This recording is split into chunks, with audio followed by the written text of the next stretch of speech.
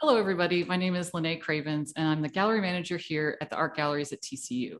Today, we're joined with a group of artists who are currently showing in Sequential Self, Gender and Identities in Comics.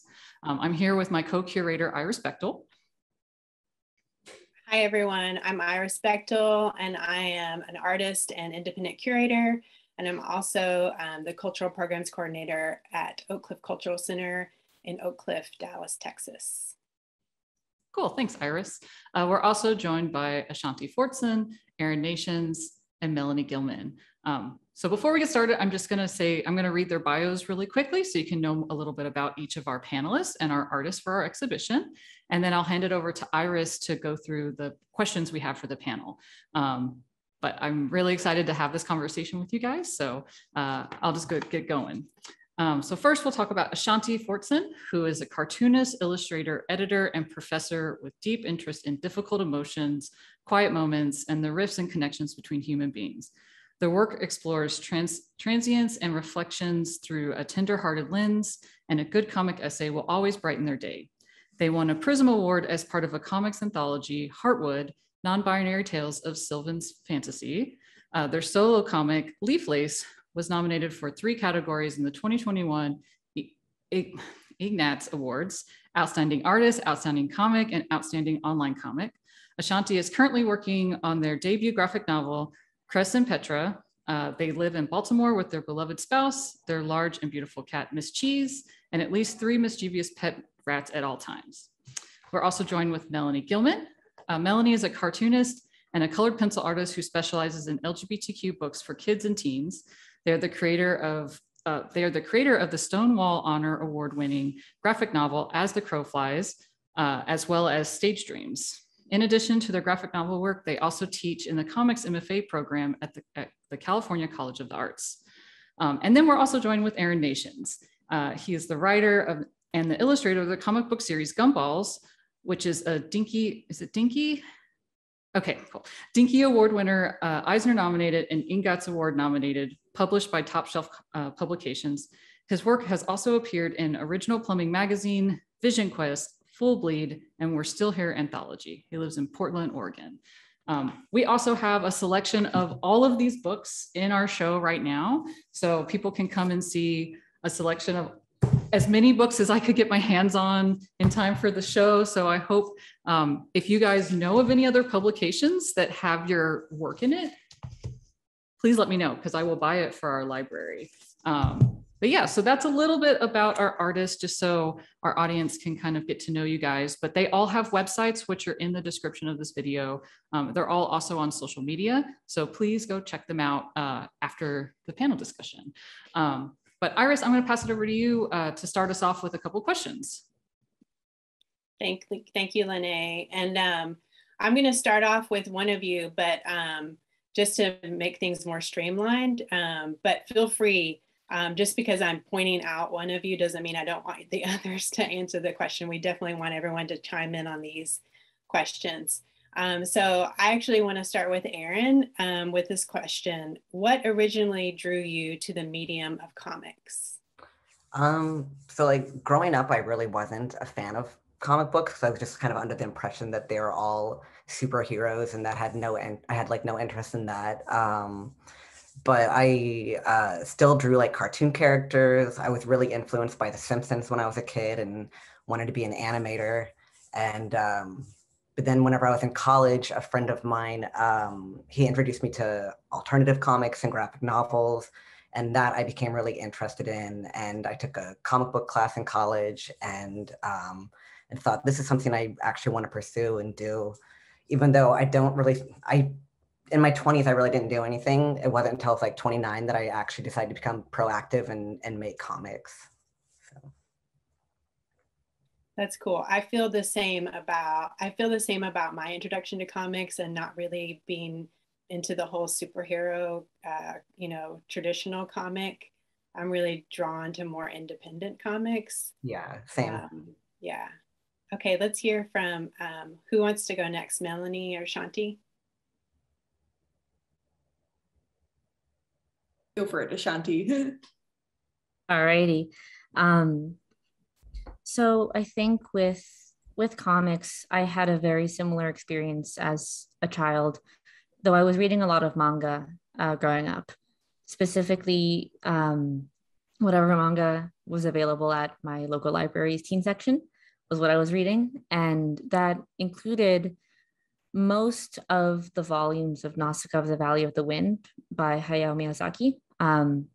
And that was kind of my first introduction to the kinds of comics that I really love and the kind of art that really speaks to me. So I ate it all up as a kid, read that when I was 9 or 10. And then I didn't draw a single comic until my sophomore year of college, which is when I started drawing comics. And I was introduced to the independent and specifically the independent queer comic scenes through my friend and mentor, Corey Michelle.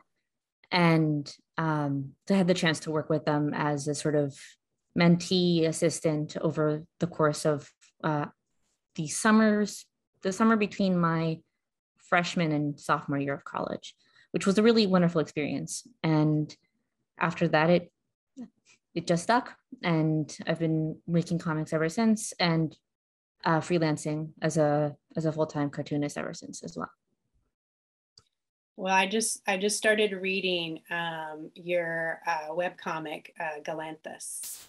And I can see some of that in your other work, some of that Miyazaki influence. I also am a huge fan of his work. And I think I'm on chapter 2 right now, and I know it's a long webcomic, but I'm excited to see what happens next. Melanie? So I also had kind of a similar type of experience where I wasn't reading a lot of comics growing up, and I think it was largely because there was not a wide selection, at least within the scope of Western American publishing, of books that would have appealed to me as a youngster.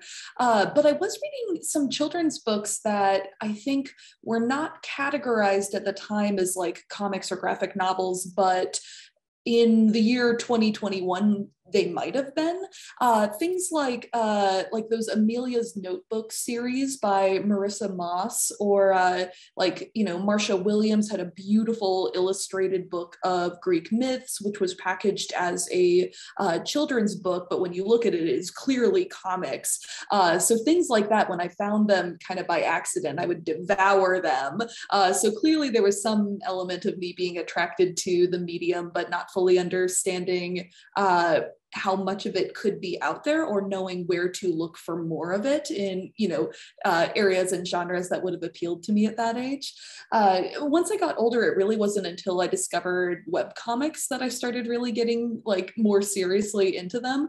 I came of age in the ancient history live journal days. So I was reading a lot of diary type comics on LiveJournal, like Lucy Knisley's old work, stuff like that. And that really appealed to me, especially personal narratives, autobio stuff, things that were clearly coming from a very, personal and intentional place. That was my jam at the time. And that kind of naturally led into me wanting to try it out myself, and spent many long years making many terrible, terrible, terrible comics before I learned enough to make them more presentable. And that's basically the origin story there. Well, y'all are all really great illustrators and cartoonists. From what I can see. So I guess practice makes perfect. Totally. I was just thinking, I was like, I'm the oddball. I read comics as a kid and I still read some of the superhero, but I also ever since working on the show with Iris, I'm so much more interested in the personal narrative stories. And I just want a comic where Aquaman and Mira are just at home, doing domestic things. I don't want something to blow up. I just want them to be, and I'm never gonna get that. So that's totally fine. But I think my tastes have changed quite a bit over the years. And I know art is such a big deal for me in the work. And if it's the art isn't appealing, I'm I have a hard time. And that's just, y'all's work is so beautiful. It's just really it's hard not to fall in love with all of your work. So anyway. So that'll take, since you're talking about media a little bit, Lynné, here's my next question. And maybe we'll start with Melanie. Melanie, since you work primarily in colored pencil. So you all create comics using physical media, colored pencils, watercolor, pen and ink. What draws you to continue using this physical media in a heavily digital world? And I know you all work with some aspect, in some aspects of your work, you work with digital tools, but we're really interested in, like, you know, what compels you to keep working with those physical materials? So I don't have a like mind-blowing answer to this. I kind of feel like comics is one of those mediums where, because there aren't any, you know, anymore, there aren't any like hard and fast rules about how you have to work for publication purposes. It's kind of, we're at a lucky stage where it's sort of the sky's the limit, and you have a lot of freedom to work in a way that feels comfortable and natural to you. And for whatever reason, colored pencil is really that for me. I think it's because it's a very like detail oriented and very kind of like a personality, like I want to get all of the tiny little details exactly where I want them. And that's kind of how my brain works anyways. It's also very slow and methodical, and I am also a very slow person in general. So it's a weird psychological match for my personality. And I've been lucky that I've been able to kind of navigate a way into this industry where I am able to continue working that way in a relatively sustainable manner.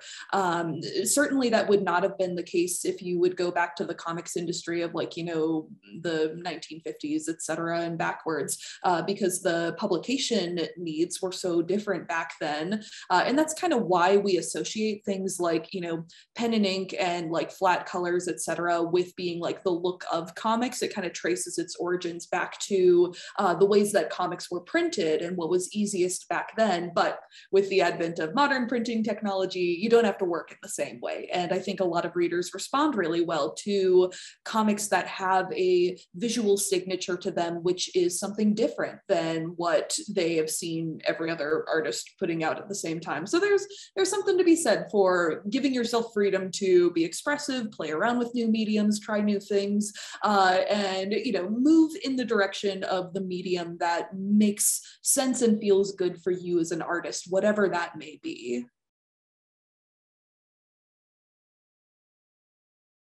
Absolutely. If I can jump in. Yes. I think that what is so fascinating to me about the format of comics is that each short comic or each long comic can be an entirely new experiment, an entirely new exploration. And that's something that I try to take on with all of my short comics primarily. Trying out new media, trying out new techniques, new approaches and styles, while still exploring the things that are kind of core elements for me. This question is kind of interesting to me as someone who actually does work for comics primarily digitally, but explores traditional media in a lot of other ways. Because for me, with drawing comics, it is such a time-intensive, laborious medium. It just, each page takes a while, and there are a lot of pages, and each are, you know, collectively they become this whole beautiful sinkhole of hours. And as someone who lives with chronic illness, it's really difficult to make comics, period, but especially with traditional media, because it's not as easy to remain flexible with certain types of traditional media. Like for example, with digital, if I'm feeling all right, I can do stuff at my desktop where I am right now, sitting at my desk chair. But if I'm feeling ill, then I might need to go to the couch with my iPad and have some flexibility in my work process. So the incorporation of digital in a more significant way into my process helps me make comics and helps it be sustainable for me. But I really enjoy the tangibility and tactility of physical materials. And it's something that I've been wanting to incorporate into my comics process for quite some time, particularly in ways that are absurd. Like, for example, embroidery. I've always wanted to make embroidery comics, and that's something that is so absurd. Embroidery takes so long. And what better format to explore it in than comics, which also takes so long. But it's difficult to find time to explore that in the way that I really want to, but it's something that I hope to do someday, and certainly do as a non-comics part of my art practice as well, smaller pieces. Though I also find personally graphite and colored pencil to be very fun for comics, for the similar reasons that Melanie mentioned, that sense of detail and meticulousness, the sense of finer control, but also room for expressiveness within colored pencil, especially as someone who enjoys a lot of color in my work. But I hope that more and more people, whether it be in digital techniques or traditional techniques, really explore and experiment with media. And that's something that I try to encourage my students to do, in particular when they're making comics, is, try something you've never tried before. Try something that is difficult or weird or challenging or experimental, especially if you're, doing a page or two for an assignment. It's a great opportunity, each little narrative, each little comic, to try something new. I hope you do those embroidery comics. Yes. That sounds so cool. I'm sorry. I'm just like, I love fiber work. And so when I heard you say that, I was like, please. Okay. Anyway, I'll pass it over to Erin. Instagram account, and I was actually wondering, because I saw that you do embroidery, and I was even wondering, I was like, oh, I wonder if they've ever thought of doing a comic all in embroidery. But that does seem like a very long process. Like comics in general are already, like sometimes I'm wondering, like, why do I do this? This is taking up so much time. I was just going to say that my reason for, one, I just really like drawing on paper, and I get excited when it gets to that point where I can go over it with the ink. It's almost like meditation. But also, I think the big reason why I have not ventured on to digital is because I've become accustomed for so long in this one way of doing it that I feel like digital is almost intimidating. Like I was playing with a friend's tablet and it was so different that I felt like I was going to overcomplicate it. And I'm like, I don't know if I could do this. I think I need more. I would like to, but I think I need more practice before I go there. Digital world is so intimidating. My background is a photographer, and it's like Photoshop is still intimidating. And I was teaching Photoshop at a college level for a while. And I'm just like, don't ask me, look at YouTube. It's a lot. So I totally understand that feeling, Erin, as well. Oh man, digital, what a day.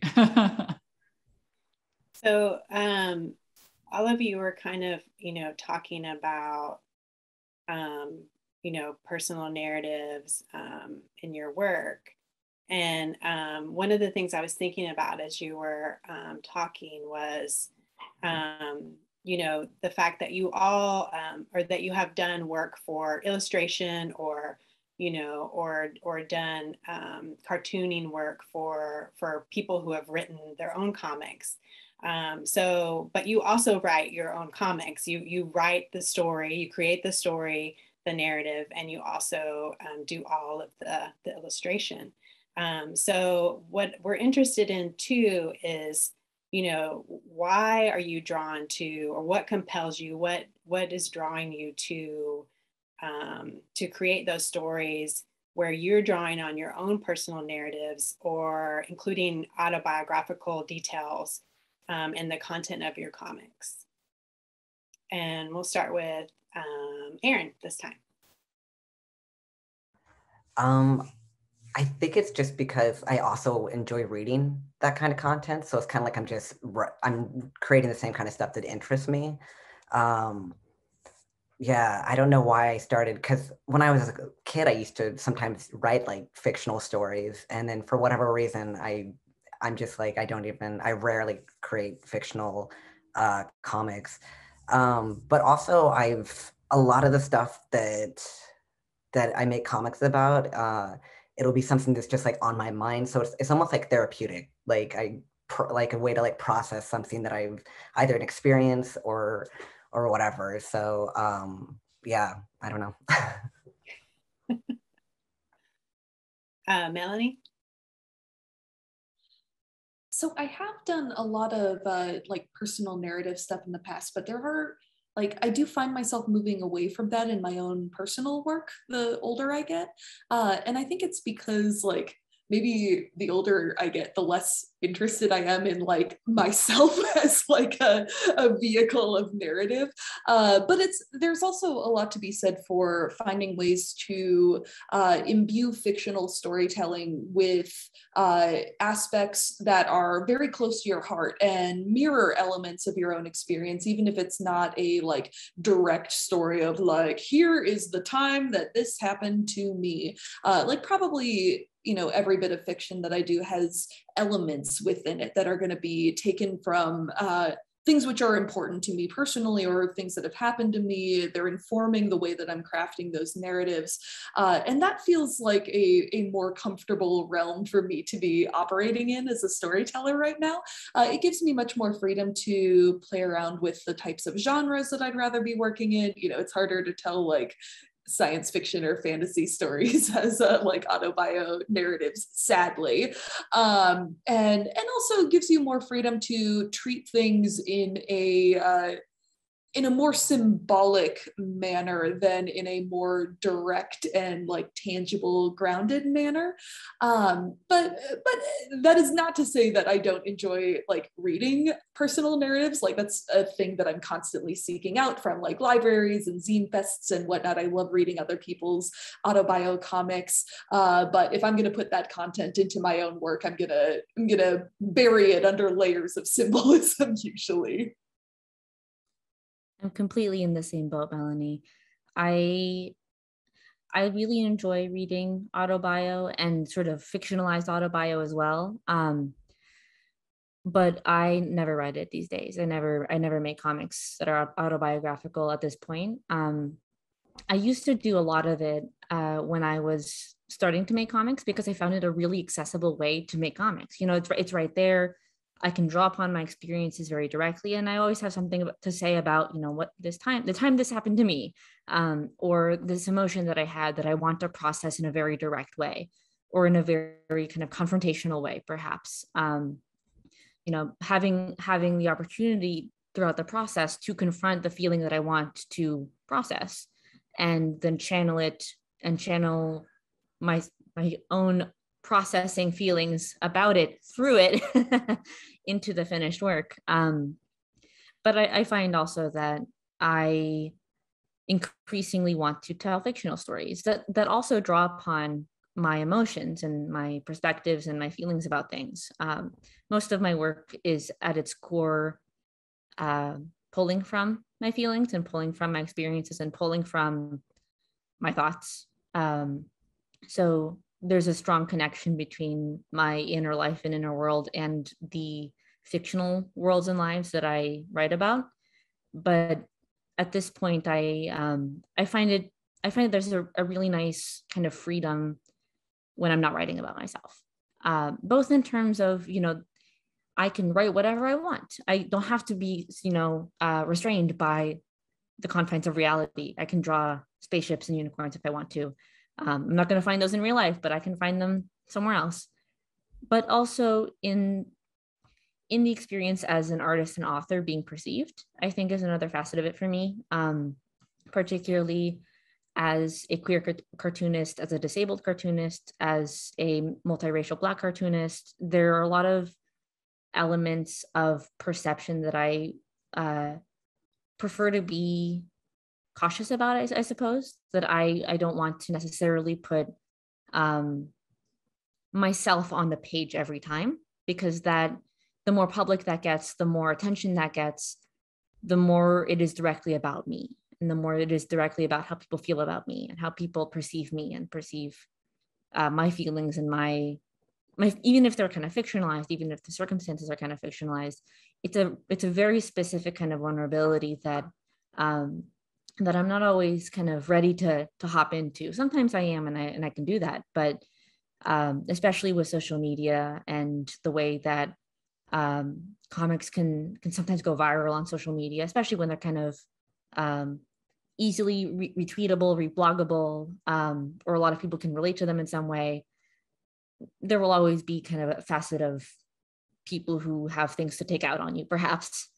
So unfortunately, that kind of factors in a little bit. But I'm very happy doing largely fictional work that really pulls from the core of my feelings, and reading a lot of autobiographical work, like Melanie said.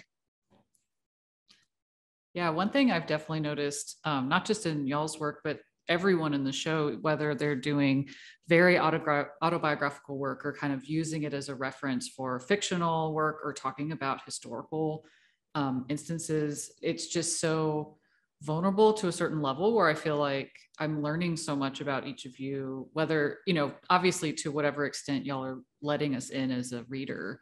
But it's, I was telling Iris, it feels like, again, like this is the first time we're meeting some of y'all as face-to-face as digital is, but I feel like I know y'all so well in a lot of ways. So it's this, I think as like artists, like you're putting a lot of yourself into your work, whether it's autobiographical or you're drawing from that. And I think it's really something that I think students who are becoming artists or young artists have to think about is like, how much do you want to put into that? And how much do you want to give away in the work? Or, how honest or open are you being with your work? I think that's something that is an important conversation, especially for your own like vulnerability and comfortableness. But yeah, especially in this digital world, like my work is online, but it's not the same as having comics be online primarily. So really great things to think about as artists. But I'll ask the next question. So how do y'all see this genre of comics evolving further in the future? Like we've definitely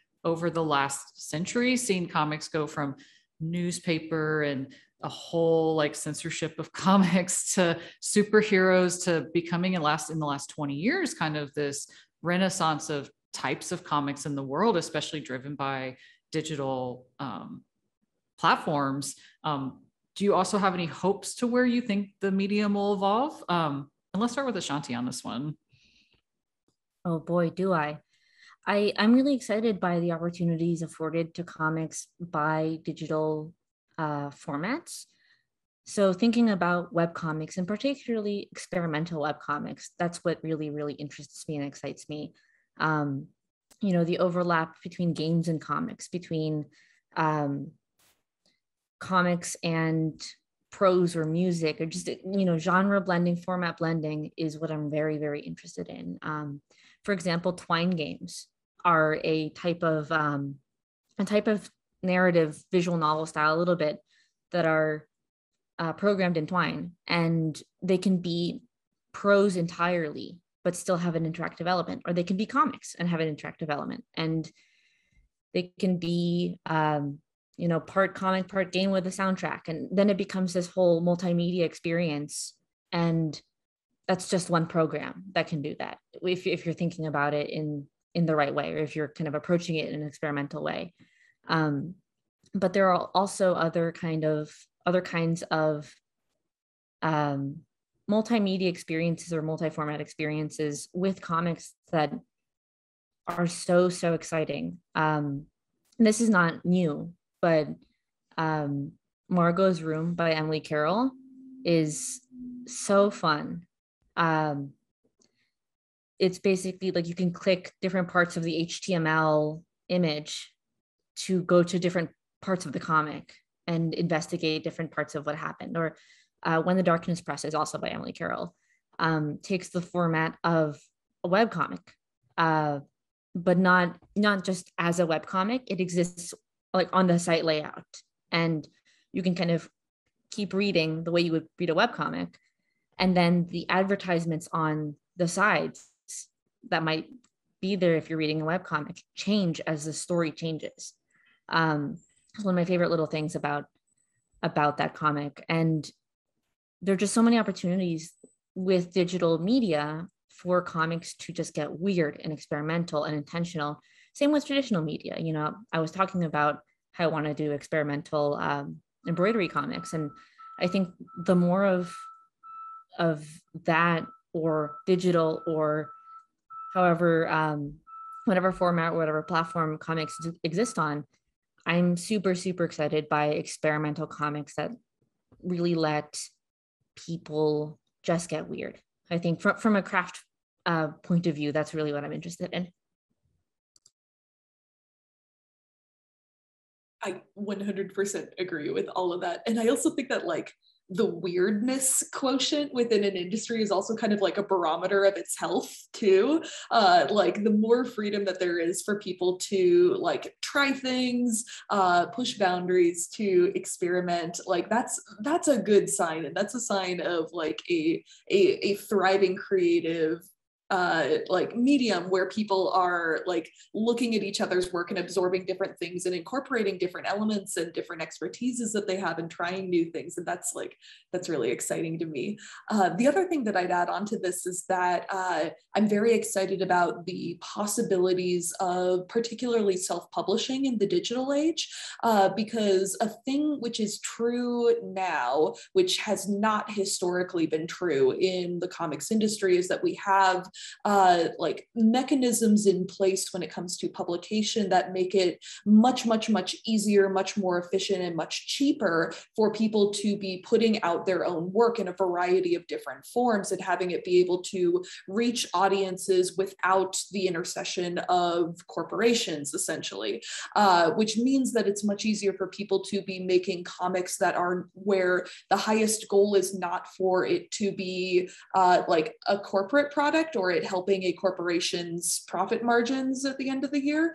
And that is something that I think is kind of blowing some doors open in terms of our ability to experiment within the medium, our ability to welcome newer and like more exciting voices into our industry and the types of stories that we are telling. So yeah, very passionate about the possibilities when it comes to self-publishing in the time that we have here, and the way that self-publishing is kind of a cornerstone of a healthy industry in a lot of ways. I really don't have like a whole lot to add to that. I was just thinking like even just with this whole pandemic in the last 2 years, how that has changed the way comics and how that will affect the future of it. And I was thinking it's all going to become mostly digital probably. And then I often wonder like what will happen to all those other like with publishers and then distribution and then even comic book shops. Like what will all just be this? Like even panels will all be on Zoom. And so yeah, I'm more or less curious to see how it does turn out. But I do think digital is probably going to be a huge thing.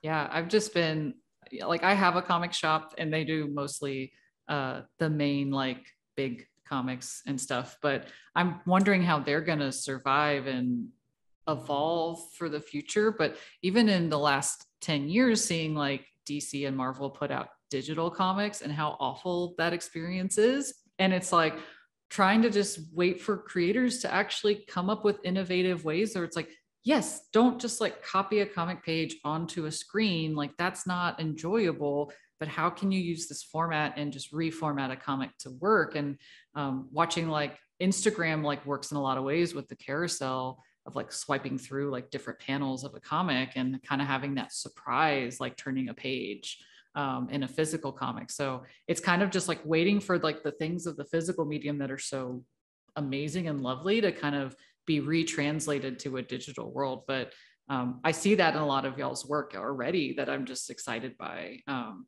But I love comics. So, but I just like, I love hearing y'all talk about y'all's side of the whole project, production of it is really interesting. Yeah, I was going to mention that social media has really changed the game a lot. And now, when Lynné and I were researching for these last 2 shows for Sequential Self, a lot of the research we did was on social media, and just like through hashtags or through like, finding one artist and then seeing who they like and then finding those artists. And you can go down, it's like when you're looking on the internet for something, you just go down through like a whole rabbit hole. So let's see. Okay, so we've got, I think, a little bit more time to ask this last question, right? Yeah. This is something I'm really interested in because, as I mentioned, when you click on someone's social media, then you get to see kind of like what they are interested in a lot of times, or who they're following. So this question, we'll start with Erin. What comics or creators are you reading now, and why? Currently I'm not reading anything, but the last comic book I read was Stone Fruit by Levi, and I absolutely love her work. I came across her on Tumblr like 5 or 6 years ago, so I was so excited whenever she finally got published through Fantagraphics. But the style, I also really like Tilly Walden. I think my favorite cartoonist is Jillian Tamaki. I also love Mariko Tamaki. Like, I know she doesn't draw, but I love her stories. And then I really like Eleanor Davis. I don't know. I think I'm always drawn to like their styles. Like I'm envious and wish I could draw like them.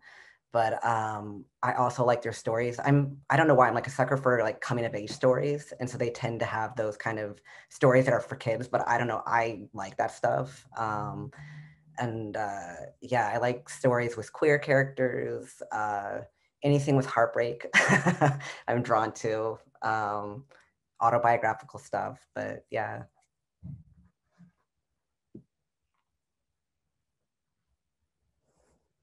I can hop in next. So I haven't had the chance to read a lot of comics recently. I think that's one of the interesting things about being a cartoonist sometimes is it takes a concentrated effort to sit down and read a bunch of comics, even though it's our job sometimes. Or maybe because it's our job. But one comic that I've read recently and really, really enjoyed is Already in the Wolf Moon by Olivia Stevens. Olivia is a friend of mine, and I got to read it recently, and it was so stunning and beautiful.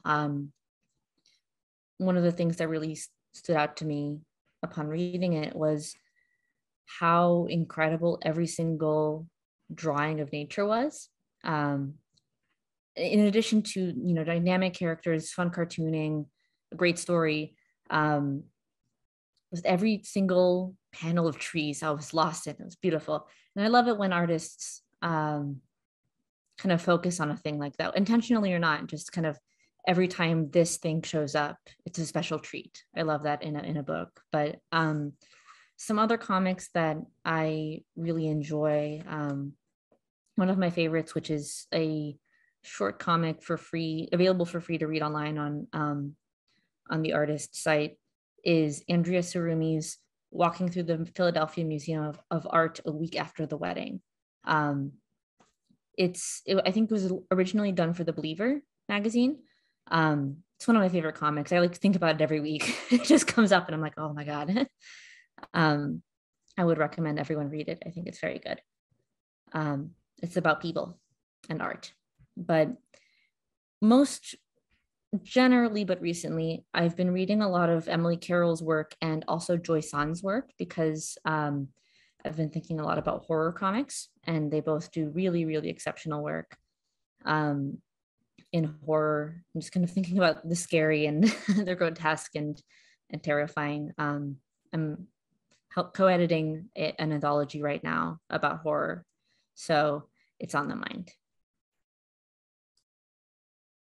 I'm so excited about that anthology, by the way. It looks beautiful. And we should shout out the name too. It's called Shades of Fear. Is that correct? That's right. It's on Kickstarter right now. I don't know if it will still be on Kickstarter when this panel airs, but the Kickstarter ends on October 21st.